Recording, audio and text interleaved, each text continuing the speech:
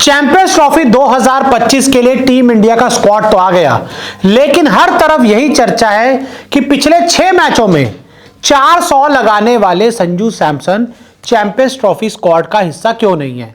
तो आज एक काम करते हैं, इस वीडियो में आपको दूध का दूध पानी का पानी कर देते हैं कि Sanju versus Pant versus KL Rahul में ओडीआई में टीम इंडिया के लिए बेस्ट विकेट कीपर कौन है। लड़ाई हो गई रोहित और गंभीर की मीटिंग में संजू और पंत को लेने के चक्कर में, लेकिन आज एक काम करते हैं, आंकड़ों के जरिए आपको सब कुछ बता देते हैं कि कौन बेस्ट है और कौन बेस्ट नहीं है। तो देखिए 3 लड़ाई शुरू हुई संजू सैमसन ऋषभ पंत वर्सेस केएल राहुल के बीच में, और इस लड़ाई में जो बाजी मारी वो बाजी मारी केएल राहुल ने और ऋषभ पंत ने, और संजू सैमसन चैंपियंस ट्रॉफी 2025 के स्क्वाड में जगह नहीं बना पाए। इंग्लैंड के खिलाफ जो ओडीआई सीरीज है उसमें भी जगह नहीं बना पाए। अब मैं आपको जो आंकड़ा दिखाने वाला हूं उसको जरा गौर से देखिएगा और उसमें आपको सारी चीजें समझ आ जाएंगी।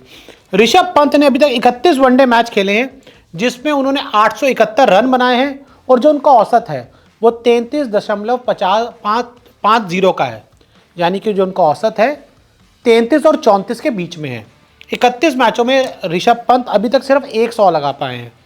तो वहीं केएल राहुल ने 77 ओडीआईज खेले हैं, 2851 रन बनाए हैं, और उनका जो औसत है वो 49.15 है, और केएल राहुल 77 ओडीआईज में 7 सेंचुरीज लगा चुके हैं।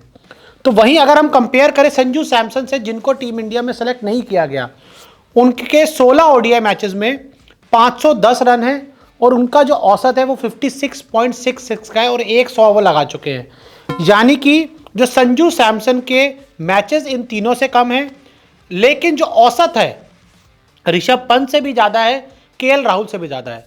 केएल राहुल 50 तक नहीं पहुंच पाए, ऋषभ पंत 34 तक नहीं पहुंच पाए, लेकिन संजू सैमसन का अगर मैं इस आंकड़े को आपको दिखाऊं तो संजू सैमसन लगभग 57 की औसत के साथ खड़े हुए हैं, और जो उन्होंने आखिरी ओडीआई मैच खेला था उसमें भी संजू सैमसन के बल्ले से एक शानदार 100, एक धमाकेदार 100 आया था।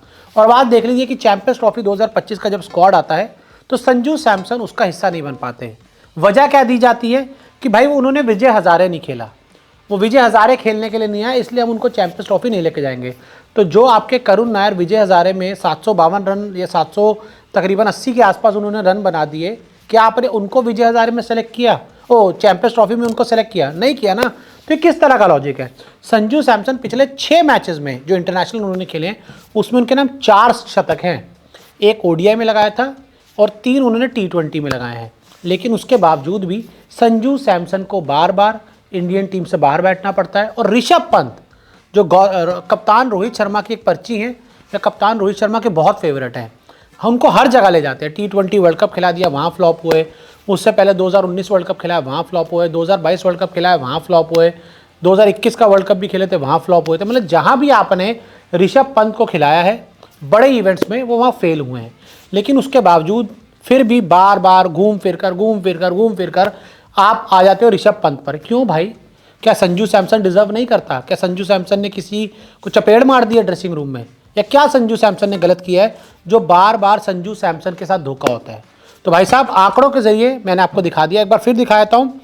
संजू सैमसन के 510 रन है, केएल राहुल के 2851 रन है, ऋषभ पंत के 871 रन है, औसत ऋषभ का 33.50 है, केएल राहुल का 49.15 है, और संजू सैमसन का 56.66 है। यानी कि औसत के मामले में संजू सैमसन बाकी अपने दोनों विकेट कीपर जो सेलेक्ट किए गए चैंपियंस ट्रॉफी के लिए उनसे बेहतर है। तो मेरे हिसाब से एक गलती हुई है, एक गुनाह हुआ है संजू सैमसन को बाहर बिठाने का। आपको क्या लगता है हमें कमेंट करके ज़रूर बताएं।